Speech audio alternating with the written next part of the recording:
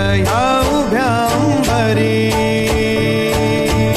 बुक्का चंदन भारी हलावी याला अवघा अवकाश नामान भारी याला देह विठ्ठल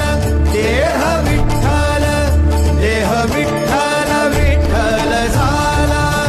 देह विठ्ठल विठ्ठल झाला नाम घोषात देह हनाला देह विठ्ठल विठ्ठल झाला